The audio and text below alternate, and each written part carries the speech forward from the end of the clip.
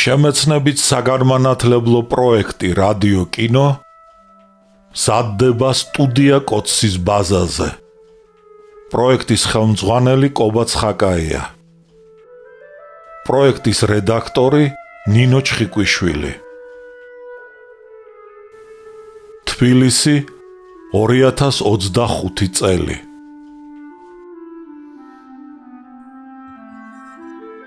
ალექსანდრე ქუთათელი, პირისპირ, რომანი 2 ტომად და 4 წიგნად.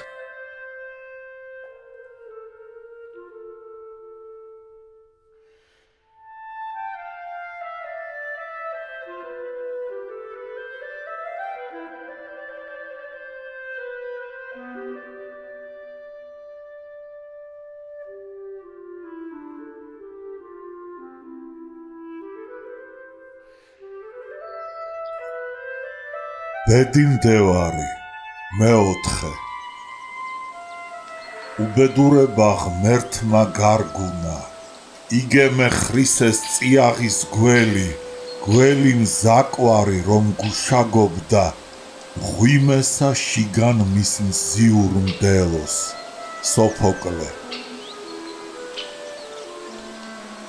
მაყაშვილების ბინიდან კორნელი აღზნებული გამოვიდა და ჩქარი ნაბიჯით გაეშურა შინისაკენ. შინ სანდრო ხოტივარი დაუხდა. სანდრო დეიდა ელენესთან საუბრობდა სასტუმროში. მას იუნკრის ტანისამოსი ეცვა. იგი თბილისის სამხედრო სასწავლებელში შესულიყო. კერძზე ჯარისკაცის გიორგის ჯვარი ეკიდა. დეზებიანი იუხტის ჩექმები ეცვა. თმა გაეკრიჭა და მომავალ ოფიცერს ოთახში ყაზარმის სუნი დაეყენებინა. სანდრომ დიდი სამბით გადაკოცნა კორნელიმ თავის ოთახში შეიყვანა იგი. დეიდა ელენეს ბინაში მობინადრეთა გადაჯგუფება მომხდარიყო. ელენემ კორნელის ოთახი რუსეთიდან ოქტომბრის რევოლუციის მერმე გამოქცეულ მაიორს დიმიტრი საროკინსა და მის ცოლს მიაქირავა.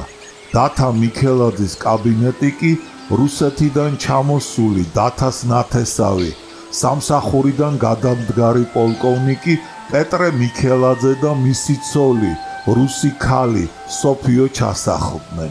დათამ თავისი კაბინეტი სასტუმრო ოთახის ერთ კუთხეში მოაწყო. კორნელი საკუჭნაოს მაგვარ პატარა ოთახში გადაიყვანეს. ამ ოთახს ელენეს მთავარ ბინიდან დერეფანი ყოფდა და მისი ფანჯარა აივანზე გიმნაზიის უკანა ეზოში ბაღში გადიოდა.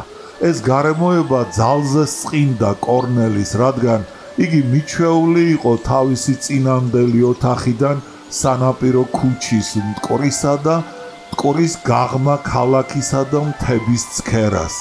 ახლანდელი ოთახიდან კი ფანჯრის ახლო ბაღში მდგარი მხოლოდ 2 დიდი ნეკერჩხალი და გიმნაზიის კორპუსის უკანა კედელი ჩანდა. სანდრო რკინის საწოლზე გაიშხლართა, ამოიხვნეშა და დაიწყო. გიგა ხუციშვილის, მიტო ჩიკვაიძის, პეტრე ცხომელიძისა და შენს გარდა ყველანი სამხედრო სასწავლებელში შევიდნენ. ბევრმა მიატოვა უნივერსიტეტი. მიუქარავთ. რატომ? ჩვენში ოფიცრები ისედაც ბევრია. რა ჭირად გინდა მერმე ისინი? მათში უმრავლესნი გადაგვარებული და გარუსებული მონარქისტები არიან. საქართველო მათ ფეხებზე ჰკიდიათ. ისინი დენიკინთან საერთო ენას ადვილად გამოძებნიან და ხომ ხედავ, ჩვენი არმიის უფროსი, ნიჭიერი და ჭკვიანი გენერალი ოდიშელიძეც კი ჩინებულად მეგობრობს დენიკინის გენერალს ბარათოვს და რაღა ითქმის ისეთ გარუსებულ გენერლებზე, როგორიც გაბაევი, სუმბათოვი და სხვანი არიან. ჩვენ სულ სხვა ტრადიციებზე აგებულ ქართულ სამხედრო სასწავლებელს ვქმნით, რომელმაც უნდა აღზარდოს პატრიოტ ოფიცერთა კადრი. სამხედრო სასწავლებლის უფროსმა პოლკოვნიკმა გიორგი ჩხეიძემ ნამდვილი პრუსიული მკაცრი დისციპლინა შემოიღო. კურსის ოფიცრებად და მასწავლებლებად გამოჩენილი ქართველი სამხედრო პირები, პედაგოგები და პროფესორები მოიწვია. მე საარტილერიო განყოფილების იუნკერი ვარ. არტილერისტებს მეტი დატვირთვა გვაქვს.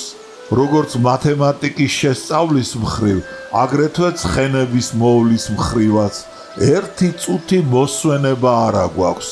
ძალზე ვიქანცებით. რა გინდოდა სამხედრო სასწავლებელში რომ შესულხარ? კონსერვატორია რად მიატოვე? შენ კარგი ხმა გაქვს. მიუგო კორნელი. მე ეჭვება ოპერის მსახიობი გამოსულიყავ და იქ კარიერა გამეკეთებინა. სამხედრო დარგში კი მე კარიერის გაკეთება შემიძლია. შენიშნა სანდრომ. ვიცი, ჩემ წერლობასაც შენ ეჭვის თვალით უყურებ. რა გაეწყობა შენი ხმალი და ჩემი კალამი? სულ სხვადასხვა საქმეს მოემსახურებიან. ადრევე ვგრძნობდი ამას, მიუგო სანდრომ. წამოდგა მოშვებული ქამარი შემოიჭირა. გიორგის ჯვრით დამშვენებული მკერდი ამოზიდა. ქარქაში ჩაგებული ხიშტი გაისწორა. ქუდი დაიხურა. დეზებიანი ჩექმების ქუსლი ქუსლს შემოარტყა. გასწორდა. კორნელის ხელი ჩამოართვა. კარში გავიდა და სამხედრო სასწავლებლისაკენ გაეშურა. კორნელის არც კი უთქვამს კიდევ შემოიარეო. ცივად შემხვდა. ცივად დამემშვიდობა. უმადური კაცი ყოფილა. მე კი გულითადი მეგობარი მეგონა. წერლობა რომ დაიწყო ალბათ იმიტომ მე დიდურობს. ნახოთ ვინ უფრო დიდ კარიერას გაიკეთებს. ის მწერლობაში თუ მე სამხედრო დარგში. ფიქრობდა პატივმოყვარე ამპარტავანი და კარიერის მაძიებელი ჭაბუკი. სატანვარჯიშო საზოგადოებას საქართველოს ქალაქებში მწვრთნელთა ჯგუფის გაფრენა 25 სექტემბრისათვის გადაედო და მისი თავმჯდომარის გურგენის თხოვნით კორნელი ყოველ დღე დილით და საღამოს სასპორტო დარბაზში დადიოდა, თუმცა ყოველ დღე ვარჯიში საზიანო იყო მისთვის. კორნელი გაჭირვებულად ცხოვრობდა, ცუდი კვების გამო გახდა, დასუსტდა, თავს ძალას ატანდა და ვარჯიშს მაინც არ ეშვებოდა. ერთხელ შევარდენში ღერძზე, ორძელზე, რგოლებზე და ხარიხაზე ვარჯიშობის მერე გაოფლიანებულმა სპორტსმენებმა დარბაზის აბაზანაში შხაპი მიიღეს. ჩანთებში სავარჯიშო ტანისამოსი ჩაალაგეს, ჩაიცვეს და ქალაქში გამოვიდნენ. ღამის 10 საათი იქნებოდა, პლეხანოვის პროსპექტზე გიგა ხუციშვილი შემოხვდათ. კუკური ზარანდიამ კორნელის და მიტო ჩიკვაიძეს წინადადება მისცა. მსახიობთა კლუბში წავიდეთ, იქ ვივახშმოთო. რადგან გიგას, კორნელის და მიტოს შიმშილით კუჭი ეწვოდათ, მაშინვე დასთანხმდნენ. მეგობრები მიხეილის საავადმყოფოს გასცდნენ და მსახიობთა კლუბში შევიდნენ. ჩანთები და ქუდები მეგარდერობეს ჩააბარეს. სპორტსმენებმა ბუფეტის ახლოს დაიჭირეს მაგიდა და ოფიციანტს ვახშამი შეუკვეთეს. ირგვლივ კორნელის ნაცნობი და უცნობი ოფიცრები, მსახიობები და ქალები ისხდნენ. რესტორნის გვერდით კაზინო იყო. კაბინეტებში და ოთახებში კარტს და ლოტოს თამაშობდნენ. დაჟინებით და გულის გამაწყალებლად ისმოდა მშიერი, უხარისხო და მოხუცი პოლკოვნიკის ხმა. 100, 18, 3. ამ ახალი დამამცირებელი ხელობისაგან პოლკოვნიკს პურის ფულიც არ რჩებოდა. კაბინეტებში სპეკულანტები და შულერები ბანკოს თამაშობდნენ. მილიონებს აგებდნენ და იგებდნენ. სპორტსმენების გვერდით ორმა კაცმა მაგიდა დაიჭირა. ერთი კორნელის მიესალმა. კორნელი იცნობდა მას. იგი კატაჯვარით ყბა გამოჭმული პროვიზორი ბესარიონ ბერეჟიანი იყო. ახალ კოსტუმში გამოწყობილი, ქერა, მაღალი და გამხდარი შვახნის კაცი. ბერეჟიანმა დიდი პორტფელი გახსნა და თანამესუფრეს ჩასუქებულ შავგრემან კაცს უთხრა: თუ მართლა მყიდველი ხარ, იაფად გაძლევ და იყიდე. ინგლისური მარკის ასეთ პრეპარატებს ვერსად ვერ იშოვი. ისინი დიდხანს ვერ მორიგდნენ ფასში და ხმამაღლა დაობდნენ. აფთიაქში წამალი არ იშოვება, ხალხი უწამლოდ იხოცება და აბა ერთი ამას უცქირე. აი ამას ქვიან მოურიდებელი სპეკულაცია, უთხრა მეგობრებს გიგახუციშვილმა. სპეკულაციურმა ვაჭრობამ დამღუპველ მასშტაბებს მიაღწია და იგი დღითიდღე უფრო არყევდა და შლიდა ქვეყნის ისედაც მოშლილ ეკონომიურ მდგომარეობას. კორნელიმ ბერეჟიანისაგან შეიტყო, რომ კაზინოში პოეტები ბანკოს თამაშობდნენ. მალე შულერებისაგან პირწმინდად ჯიბე გაწმენდილი პოეტები აღზნებული გამოვიდნენ კაზინოდან. კორნელი დაინახეს, მივიდნენ და გადაჰკოცნეს. კორნელიმ მეგობრები გააცნო მათ და სუფრაზე მიიწვია ისინი, მაგრამ პოეტები უარზე დადგნენ. შავ კოსტუმებში გამოწყობილმა შლაპიანმა ლამაზმა და ახოვანმა პოეტმა რაფიელ ახვლედიანმა კორნელის და მის მეგობრებს უთხრა: აქ დაგვიცადეთ, მურსად წახვალთ, ჩვენ მალე დავბრუნდებით. კაზინოში მოთამაშე ხალხთან ანგარიშ გავასწორებთ, თვალის სეირს განახვევთ და მერე ყველანი რესტორან ქიმერიონში წავიდეთ საქეიფოთ. იგი ტერორისტის მიხა კოღუაშვილის იმედით აპირებდა სპეკულანტებთან ანგარიშის გასწორებას. ქონდრის კაცმა თეოფილ გოთუამ ზედიზე დაიღო მწვადის ნაჭრები და გამალებით შეჭამა. ზედ ღვინოც დააყოლა, ხელსახოცით ხელი და ტუჩები გაიწმინდა. მერე მანჟეტებიდან გრძელი ხელები გამოაძვრინა. სამი თითით პირჯვრის წერის დროს რომ იციან ისე შეაერთა, ხელის გულზე დაატრიალა და კორნელის უთხრა: კორნელი გიორგევიჩ, დიდი ხანია ერთმანეთი არ გვინახავს და ჩვენ შეხვედრას მარილის მოყრა მოუხდება. აგურისფერ ჩინებულ კოსტიუმში გამოწყობილი ქონდრის კაცი უმალვე შეტრიალდა. რაფაელსა და ლეონარდოს გამოუდგა და კარებისაკენ მალისებრ წაცუნცულდა. გიგა ხუციშვილმა გაიცინა და კორნელის უთხრა: ვახ, ერთი ამ კრუხის პალოს უყურე რა დღეშია? ესეც პოეტია? რა დასწერა მაგ პარიზელმა თეოფილ გოთუამ? ემალი და კამეა? თუ ტყემალი და კამა? სახელებიც როგორ შეურქმევიათ: თეოფილ, რაფაელ, ლეონარდო. ვითომ რაო, იტალიელი გენიოსი მხატვრები ვართო? ფეხის ხმას აყოლილი ხალხია, მიუგო კორნელი. გიგა, კორნელი, მიტო და კუკური შვაკურის ჭამაშიც არ იყვნენ, როდესაც რესტორანში მხიარული კომპანია შემოვიდა.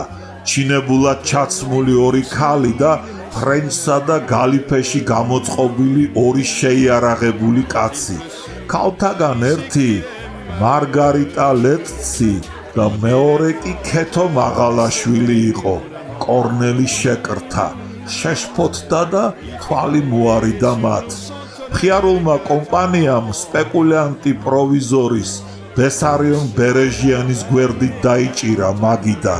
კორნელი კარგად იცნობდა მარგარიტას და მის მეგობარს ქეთოს, ხოლო მათ კავალერებს კლიმენტი ჩხიკვაძეს და დათიკო ჯორბენაძეს კი არა. ეს მაღალი ვაჟკაცები, როგორც მერმე გაირკვა, შინაგან საქმეთა სამინისტროსთან არსებული განსაკუთრებული რაზმის თანამშრომელნი იყვნენ. მარგარიტა და ქეთო კორნელის მიესალმნენ. ნეტავი აქ არ შემოსულიყავდა, მარგარიტას არ შევხვედროდი, გაიფიქრა კორნელი. რა მიხიდე, მაკაც, სპეკულანტო, გადაზახა მარგარიტას კავალერმა კლიმენტი ჩხიკვაძემ ბერეჟიანს. ქაფური და კოკაინი, უშიშრად მიუგო ბერეჟიანმა. ისულინი უნდა მიშოვო ერთი ჩემი ამხანაგისათვის. შეუკვეთა ჩხიკვაძემ. ისულის იმ კვირამდე ვერ გიშოვი ძამია. მიუგო ბერეჟიანმა. ორ დღეში მიშოვე, თორემ სულ სამოგაძროფ, იცოდე. ცოტა ხანს დამაცადე ბიძია და ნამდვილ საზღვარგარეთულ პრეპარატს გიშოვი. მარგარიტა თვალს არ აშორებდა კორნელის, რაღაცას ანიშნებდა, უღიმოდა, რაც ძალზე სწყინდა ამჟამად მის მიერ მოხიბლულ კავალერს, კლიმენტი ჩხიკვაძეს. კორნელი ისევ თვალს არიდებდა ქალს. მარგარიტა და მისი თანამესუფრენი ვახშამს შეექცეოდნენ. მამაკაცები ზედიზედ სვამდნენ ღვინოს და ქალებსაც აძალებდნენ. შეზარხოშებული მარგარიტა უტიფრად და მოურიდებლად ისე ხმამაღლა ხარხარებდა, რომ რესტორანში მყოფთა ყურადღებას იპყრობდა. დათიკო ჯორბენაძესთან ჯუჯა გამხდარი კაცი მივიდა. სკამი მიიტანა, გვერდით მიუჯდა და ჩასჩურჩულა. აგერი სტუდენტები, მე რომ გითხარი. ის ზორბავაშკაცი, ბიჭო, მიტო ჩიკვაიძე. ხელმარჯვნივ რომ ჩასუქებული, თავმოტლეპილი კაცია, ის გიგახუციშვილია? ჰკითხა ჯორბენაძემ. ჰო, განზე გაიხედა და ისე დაუდასტურა გამხდარმა კაცმა. კარგი, ცოტა ხანს მოიცადე და მერე წადი. მოუჭრა ჯორბენაძემ. მიტომ მაშინვე იცნო ვაკეში მის მიერ შერჩეული ჯაშუში, გველის წიწილა.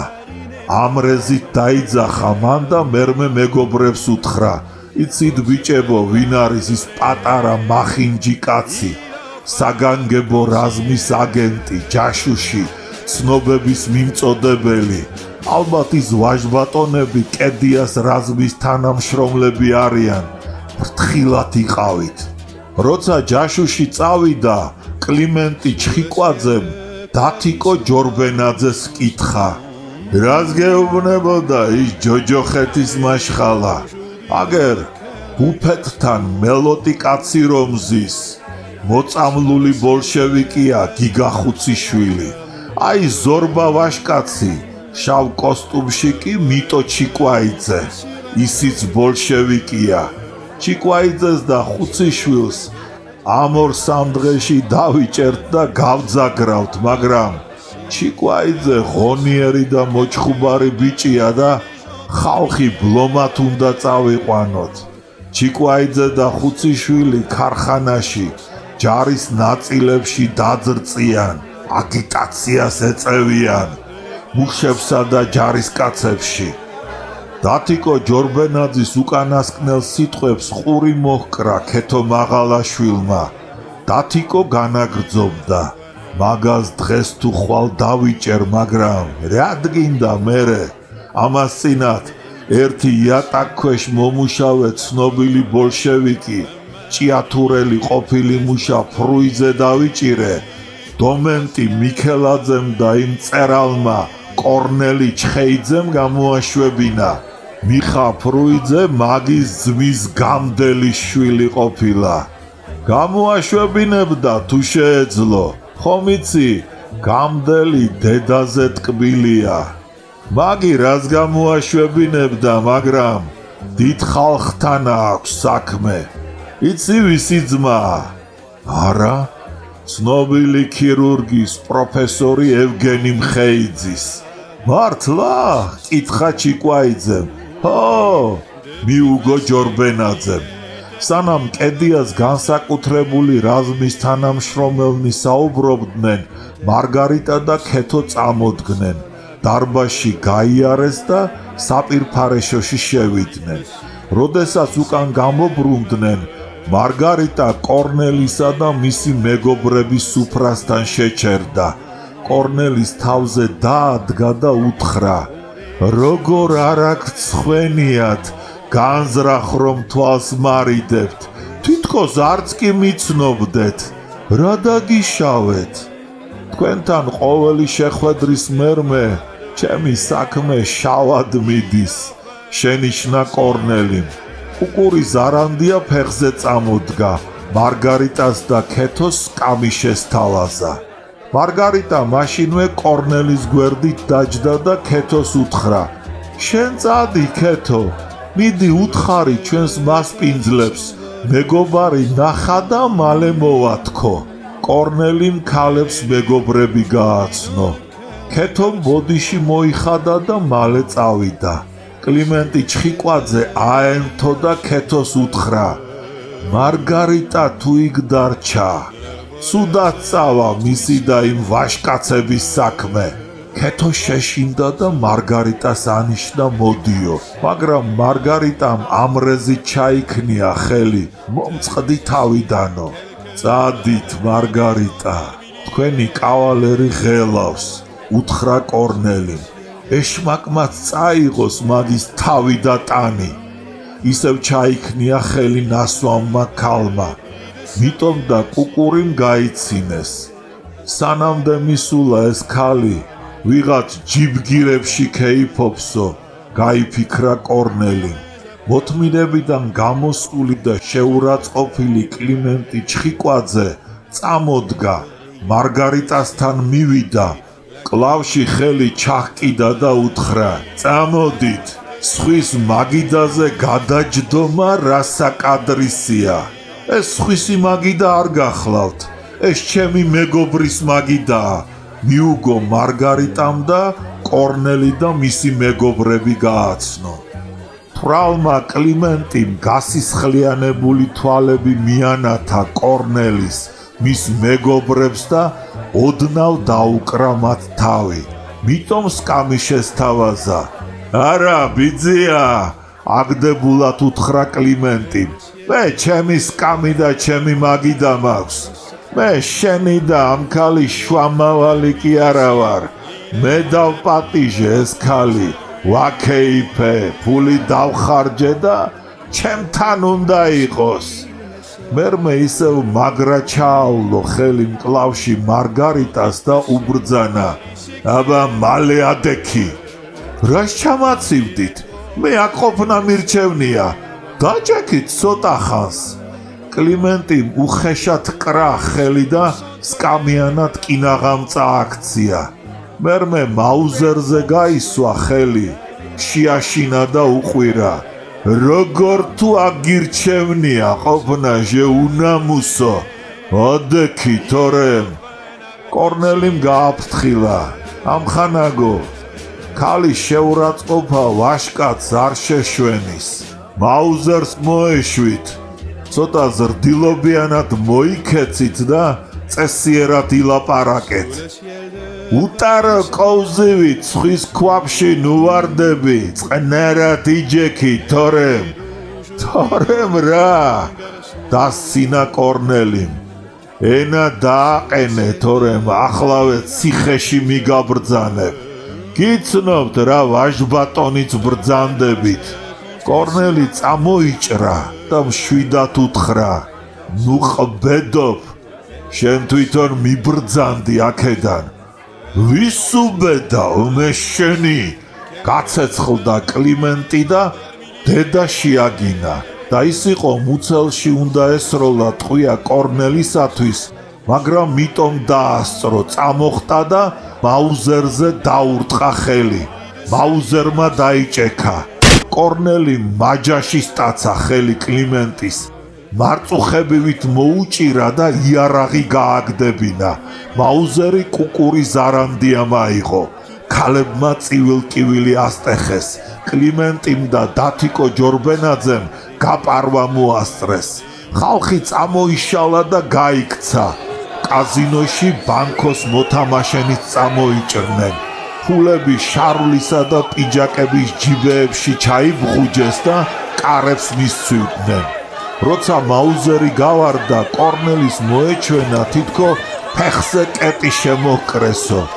დაბუჟებულ ფეხზე დაიხედა, იატაკზე სისხლის ტბა დამდგარიყო.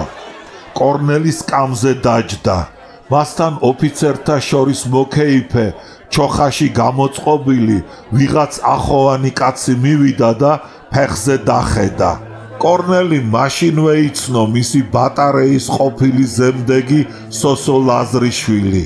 კორნელის გალიფე, შავი ჰამაშები და ბოტინკები ეცვა. სოსო ლაზიშვილმა ჰამაში გახადა. ფეხსაცმლის ზონარები ხანჯლის წვერით შეაჭრა. ფეხსაცმელი და წინდა გააძრო და ჭრილობაზე დახედა. კორნელის მოხვედრილი ჰქონდა ტყვია ტერფის ზემო არეში, ქუსლის მიდამოს გავლით. ტყვიას ფეხსაცმლის ქუსლიც გაეგლიჯა და იატაკში შერჭობილიყო. ომში ნამყოფმა და გამოცდილმა ზემდეგმა ლაზრიშვილმა პირველადი დახმარება აღმოუჩინა. სისხლის დენის შეჩერების მიზნით ერთი ხელსახოცი მუხლის ზემოთ მოუჭირა, ხოლო მეორეთი მაგრად შეუკრა ჭრილობა. კორნელის ჭრილობა არ სტკიოდა, ის აშინებდა მხოლოდ იატაკზე, რომ სისხლის მთელი გუბე იდგა. თანაც რცხვენოდა თავზე ოფიცრები და ამდენი გულშემატკივრები, რომ დასდგომოდნენ. სოსო ლაზრიშვილმა კუკურის მაუზერი გამოართვა და მას და მიტოს უბრძანა კორნელის საავადმყოფოში წაიყვანეთო. მიტო და კუკური მხარში შეუდგნენ კორნელის.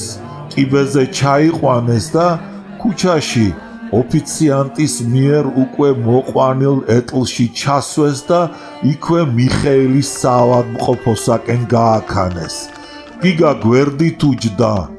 მიტო წინ, კუკური კი ეტლის საფეხურზე იდგა. კორნელიმ თავისი დაჭრილი ფეხი ორივე ხელით ასწია. რა გვიყო იმ ოხერმა? ნეტავი არ წამეყვანეთ კლუბში, ჩემი ბრალია, სუხდა კუკური. ეტლი მიხეილის საავადმყოფოს ეზოში შევიდა. მიხეილის საავადმყოფოში კორნელი მეორე ექიმმა და მედმუშაკებმა საოპერაციო მაგიდაზე დააწვინეს. ჭრილობა სპირტით მობანეს. ახლა კი იგრძნო ტკივილი კორნელიმ და მიტოს და კუკურის ხელები კინაღამ დაუმტვრია. ბოლოს ასეპტიკური ნახვევი დაადეს, მაგიდიდან ჩამოიყვანეს და იქვე ტახტზე დააწვინეს. მორიგმა ექიმმა გიგა და მიტო კაბინეტში შეიყვანა და უთხრა: სახსართან ახლოს აქვს ჭრილობა და საშიშია.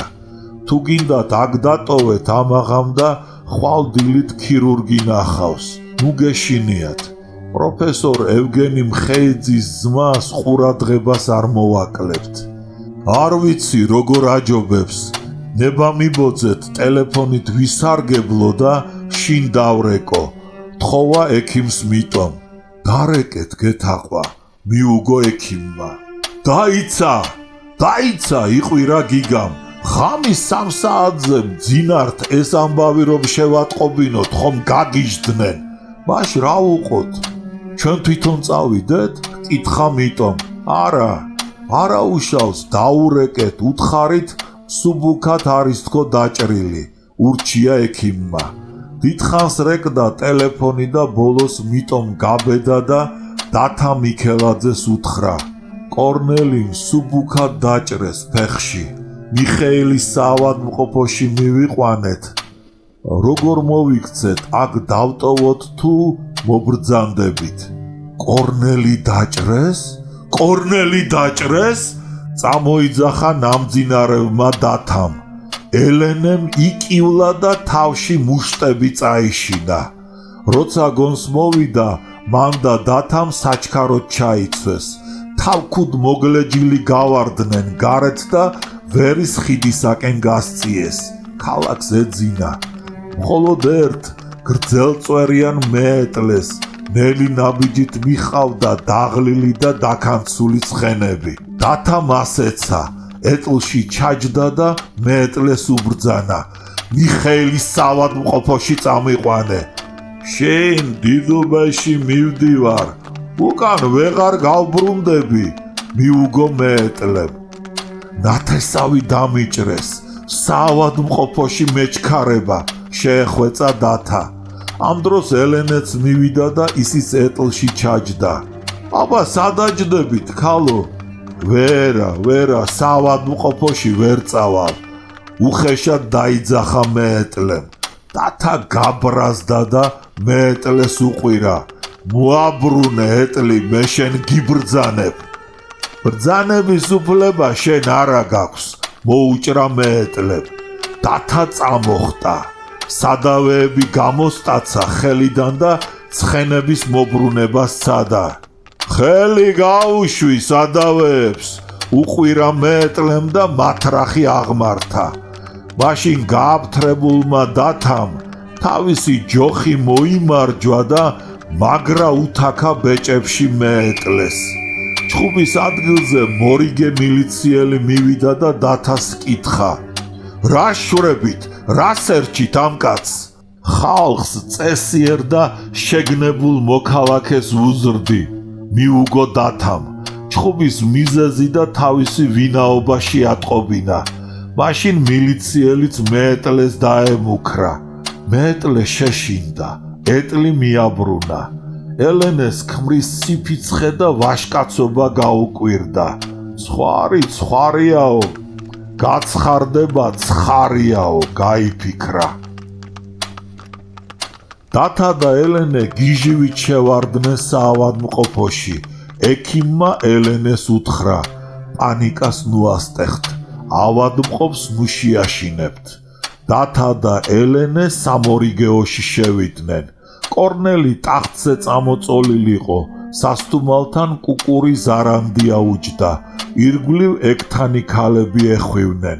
კორნელი კარგად გრძნობდა თავს. ქალებს ტყბილად ესაუბრებოდა და აცინებდა. რა მოგივიდა დეიდა, სად დაგჭრეს? ჰკითხა გაფითრებულმა ელენემ და შეხვეულ ფეხზე დააცქერდა. სუბუქი ჭრილობა არაფერია, ნუ გეშინია, რწყილმა მიკბინა, დაამშვიდა კორნელიმ. დათამ შეატყო მთვრალი რომ იყო და ეწყინა. კორნელი ეტლით მიიყვანეს შინ, მას ისევ მაღლა აეწია დაჭრილი ფეხი.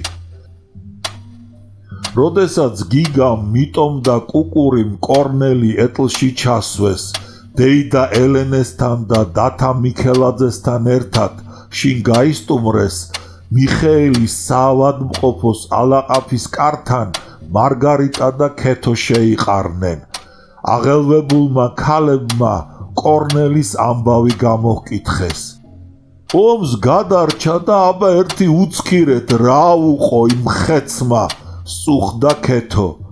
აი ამაზედ არის ნათქვამი, კაცი ზღვას გადაურჩა და სვარმა დაახრჩო.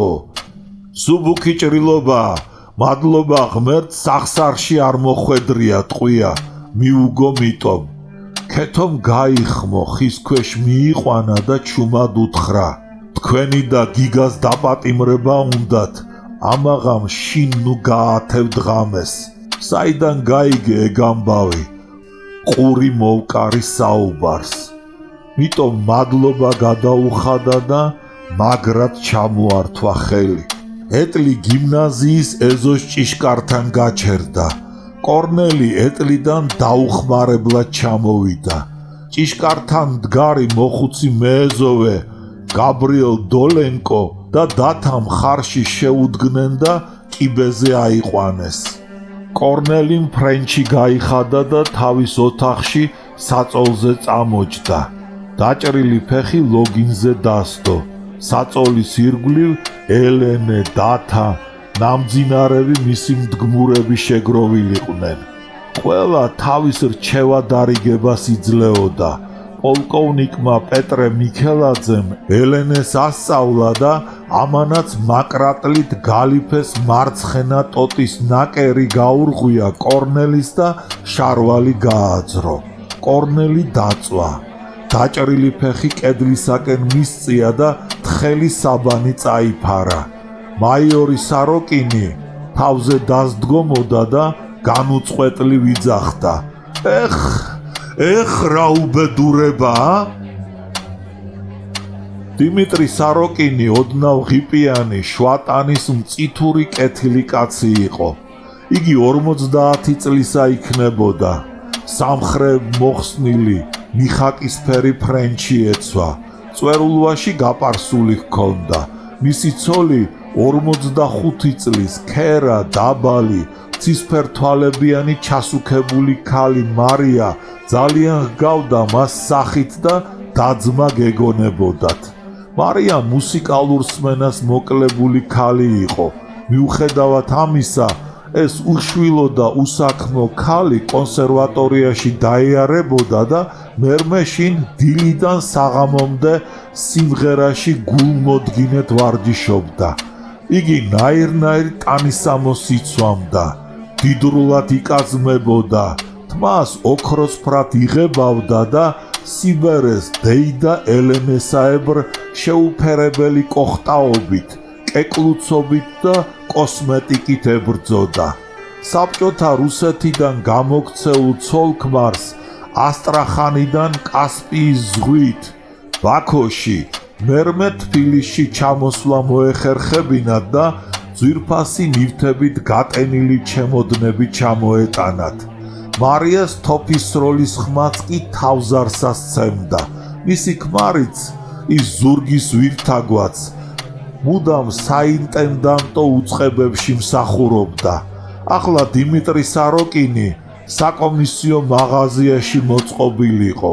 მისი ბინა კორნელის ყოფილი ოთახი ანტიკვარულ მაღაზიას დაემსგავსა. დეიდა ელენე ოქრო ვერცხლის ნივთებს, ძვირფას ჭურჭელსა და ქსოვილებს ათვალიერებდა და გულზე სივდებოდა. მათი ყიდვა რომ არ შეეძლო. ყოფილი მაიორი ახლა გამყიდველი გამხდარიყო და 1000 გვარ დამცირებას იტანდა. თავისი შეყვარებული ლამაზი მიჭიერი ქალი რომ შეენახა და საშუალება მიეცა მისთვის კონსერვატორია დაემთავრებინა.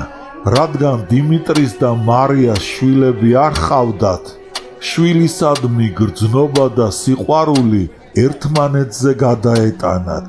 ისინი უერთმანეთოდ ვეღარას ძლებდნენ და ვერ სუნთქავდნენ. ჩახუტებულნი ერთ საწოლზე წვებოდნენ, ერთმანეთს უფრთხილდებოდნენ, ეფერებოდნენ, უყვავებდნენ და 1000 გვარ საალერსო, სასაცილო სახელებს არქმევდნენ. დიმიტრი ცოლს სოლნიშკა, სირჯეჩკა, ხან ძიწეოს და ხანაც სტარუშკას, ხოლო მარია ქმარს დიმას, საკოლიქს და ზოლოტკას ეძახდა. მათი ცხოვრების დღეები ერთმანეთზე ზრუნვაში გადიოდა. ქმარი ცოლს კარაქს, ხიზილალას, ნამცხვარს, შოკოლადს, ტკბილს აძალებდა. გოგლი მოგლს უკვეთებდა. ალბომი სავსე იყო მათი სურათებით. ისინი მტრედებივით ღუღუნებდნენ, საალერსო სიტყვებს ეუბნებოდნენ ერთმანეთს და ოთახში ფაჩუჩებით დაფაჩუნობდნენ. მათი ბინისიკით რაც ხდებოდა არ აინტერესებდათ. ისინი თავის თავს გონებით, ნიჭით და ზნეობით სხვაზე მაღლა აყენებდნენ.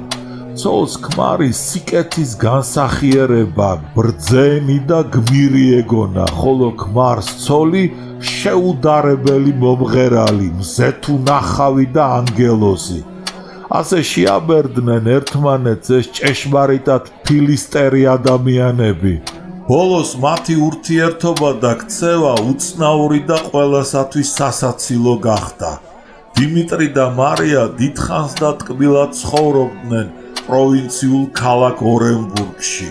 ურალიდან ჩამოყვანილი ორი ციმბირული, გრძელბეწვიანი კატა შვილივით უყვარდათ. ლოგინში იწვევდნენ და ტუჩებში კოცნიდნენ. კატების მოვლა, კვება და ალერსი მართლაც მთელ ცერემონიას წარმოადგენდა. სასაცილო იყო ამ პატარა ადამიანების, კაცუნების, პატარა სამყარო და მათი ცხოვრება. მათ კორნელის ყოფილი ოთახი ეჭირათ. ამ წაგრძელებულ პატარა ოთახს მაიორმა კაიუტა უწოდა, მაგრამ კაიუტის მსგავს ოთახში ხანგრძლივი და უდრტვინელი ცხოვრება უცნაურ მგზავრებს არ დასცალდათ. ერთი წლის მერე, როდესაც რევოლუციის ტალღები რუსეთიდან აზერბაიჯანის და საქართველოს საზღვრებსაც მოაწყდა, დიმიტრიმ და მარიამ თავისი ჩემოდნები ჩააწყვეს და თბილისიდან ინგლისელების მიერ ოკუპირებულ ბათუმისაკენ გაჰკურცხლეს. ბოლოს, როდესაც საქართველოშიც საბჭოთა ხელისუფლების დამყარების დღეები მოახლოვდა, ის პატარა ადამიანები ბათუმიდან ერთი უცხოური გემის ნამდვილ კაიუტაში გადაბარგდნენ და სტამბულისაკენ გაეშურნენ.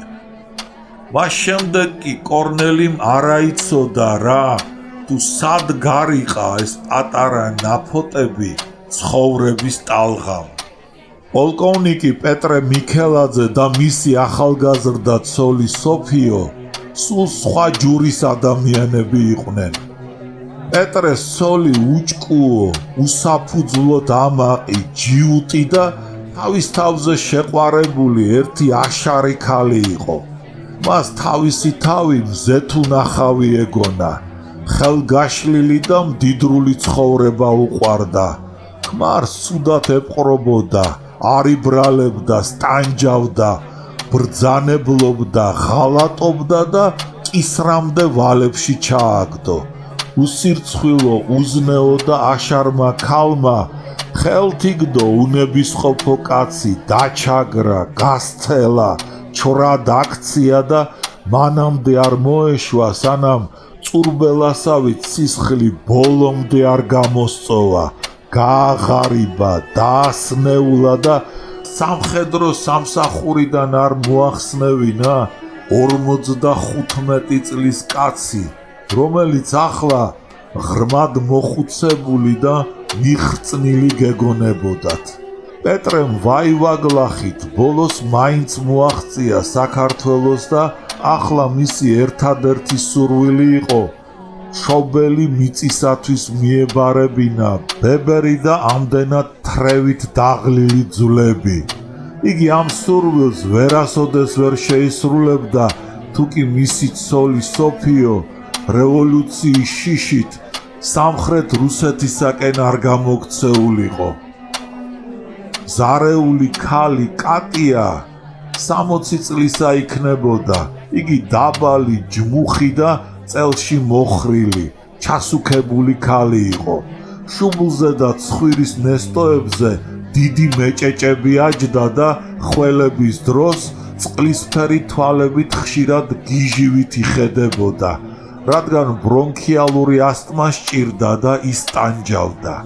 იგი მე-19 საუკუნის მიწურულს, ჯარიდან დაბრუნებულ, გალოთებულ და მუშტიკრივზე გადასულ ქმარს, გაბრიელ დოლენკოს გაექცა, ოდესაში ჩავიდა, იქ დაიწყო მუშაობა და ბოლოს მზარეულობა ისწავლა.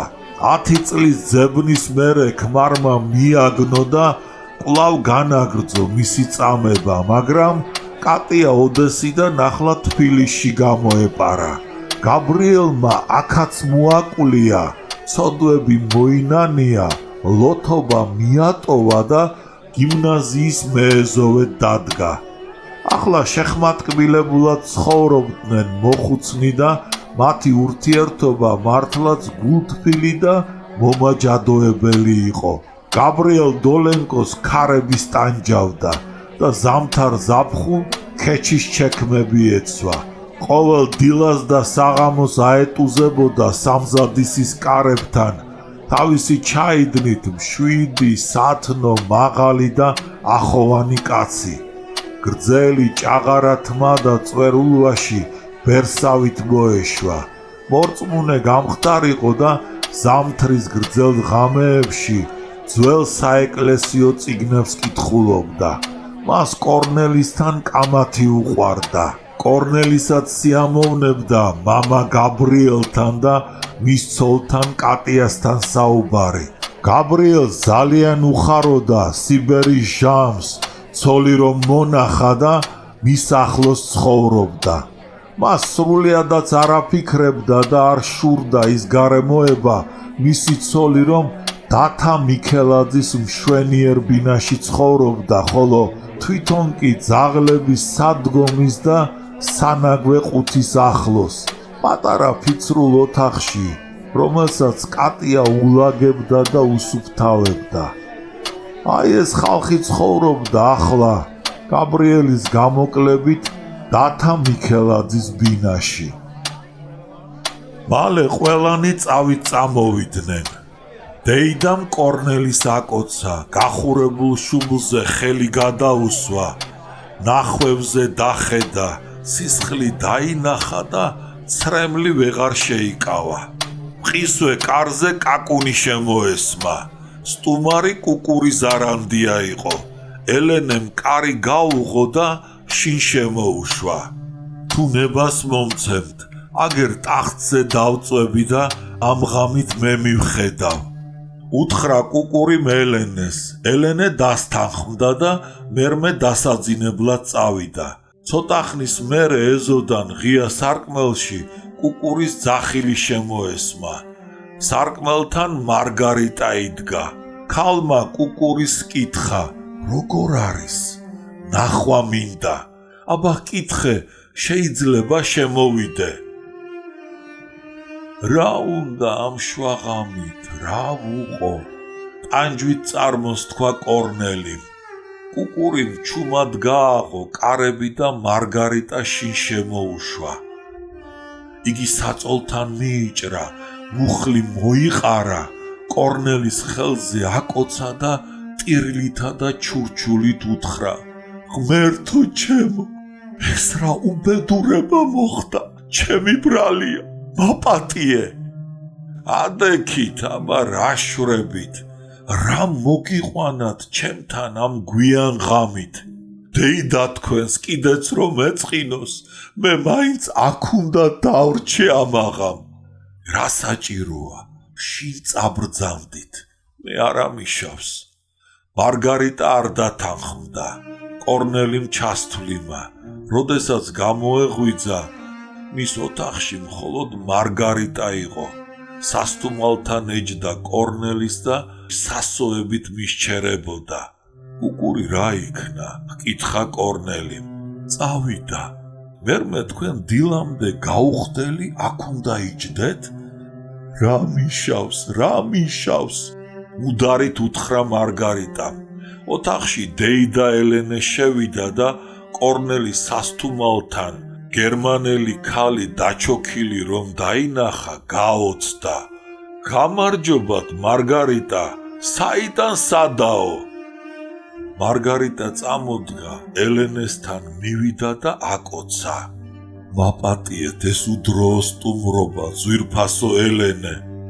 მეც რესტორანში ვიყავი. ყოველივე ჩემს თვალწინ მოხდა, ღმერთო ჩემო. მე ვარ დამნაშავე, ჩემი ბრალია. რა უყო მითხარით, მე თავს მოვიკლავ. მარგარიტამ თვალებზე აიფარა ხელი და აქვითინდა. ელენე შეეცოდა, ხელი მოხვია, დაამშვიდა და ტახტზე დასვა. იგი ცნობის მოყვარეობამ შეიპყრო. მარგარიტამ ცრემლი მოსწმინდა და რესტორანში მომხდარი ჩხუბი დაწვრილებით უამბო. ისინი ჩუმად საუბრობდნენ. კორნელი ანთებული თვალებით მიშტერებოდა ჭერს, ფიზიკურ ტკივილს სულიერი წუხილიც მიემატა. რა სულელურად წავაგე თავი. ომში მაინც მიმეღო ჭრილობა. ჯავრობდა, თანაც რცხვენოდა. ღამეს რომ ათევინებდა დეიდას და მარგარიტას. წადით, დაწექით, შეეხვეწა კორნელი ქალებს. ამაღამ სად უნდა წახვიდეთ, წამობრძანდით, უთხრა ელენემ მარგარიტას. ისინი უმალვე დამეგობრდნენ. არა, მე აქედან არ წავალ. ღამე უნდა გაუთიო კორნელის. მიუგო მარგარიტამ. კორნელის გულზე შემოეყარა. ისევ ჩაეძინა. როდესაც რიჟრაჟმა მოატანა, ერთბაშად გაეღვიძა.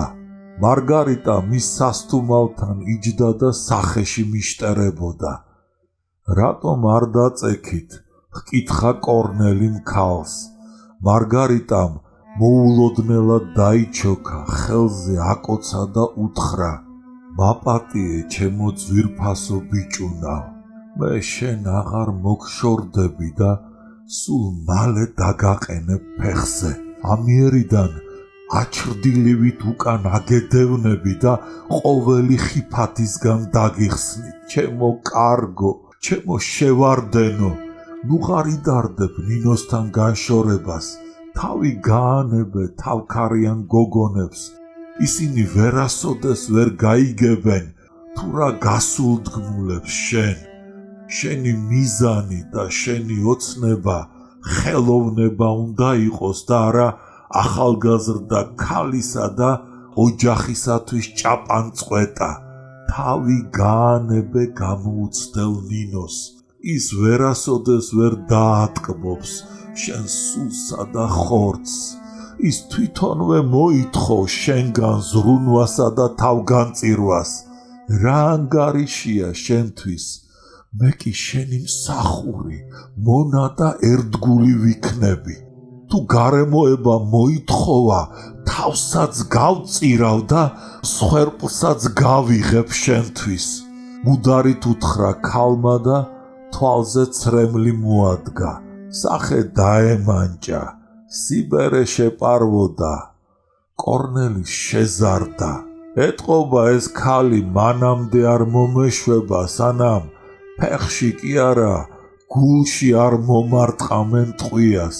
გაიფიქრა მან და სახე შეიჭმუხნა. რატომ შეხარე წარბები? გტკი ვაჭრილობა ჩემო კარგო, ჩემო დაჭრილო შევარდენო. ჰკითხა მუდარით ქალმა. გონი სისხლის დენა დამეწყო. მიუგო კორნელიმ და საწოლზე წამოჯდა. მარგარიტამ თხელი საბანი გადახადა. სისხლს უკვე გაეჟონა და სახვევი ყაყაჩოსაებრ გასწითლებოდა. სისხლს ზეწარი და ლეიბიც დაესვარა. მარგარიტა ნახვევს დააშტერდა. აიღეთ ის პირსახოცი და ლახტი დამადევით. მაგრად მოუჭირეთ. რა სუსტი ქალი ყოფილხართ, უფრო მაგრა. დაიცათ, უთხრა კორნელიმ და პირსახოცი მაგრად შემოიჭირა აწეულ ფეხზე და განასკვა. სისხლის დენა შეუჩერდა. იგი ღონემიხდილი დაეშვა და ნელა დასდო ბალიშზე თავი. მარგარიტა კი ისევ დაჩოქილიყო მის დაჭრილ ფეხთან, უცნაურად დაშტერებოდა ნახვევს და ჩურჩულებდა. საყვარელო, ძვირფასო, სასურველო ჩემო ვაშკაცო, ჩემო რაინდო, დღეიდან მე შენი მსახური და მონა ვარ. მიბრძანე და ყველაფერს შეგისრულებ. მე მიყვარხარ შენ, მიყვარს ყოველი შენი ნაკვთი სხეულისა, შენი სისხლის ყოველი წვეთი. ქალი გაინაბა, დაჭრილი ფეხისაკენ დაიხარა და რაღაც გიჟური გზნებით დაეწაფა გასისხლიანებულ ნახვევს. კორნელი წამოჯდა, უყვირა და ხელი ჰკრა. მარგარიტამ თავი ასწია და გადამთვრალი ვაკხი ქალის თვალებით შეანათა. ტუჩზე სისხლი ეცხო. კორნელი შეზარდა. გასწი, გამშორდი გარყვნილო ქალო, არ დაგინახოს ჩემმა თვალებმა, თორემ სიცოცხლეს გამოგასალმებ. შეზახა კორნელიმ. ნუ მიყვირი, დამშვიდდი. მუდარით უთხრა შეშინებულმა ქალმა. გოსცი მეთქი. ისევ შეზახა კორნელიმ. ცალი ფეხით იატაკზე გაჩერდა. სკამს ხელი მოავლო და ესროლა. სკამი ქალს აცდა და კედელს მიეხეთქა. მთელი სახლი ფეხზე დადგა. მარგარიტა ქუჩაში გავარდა.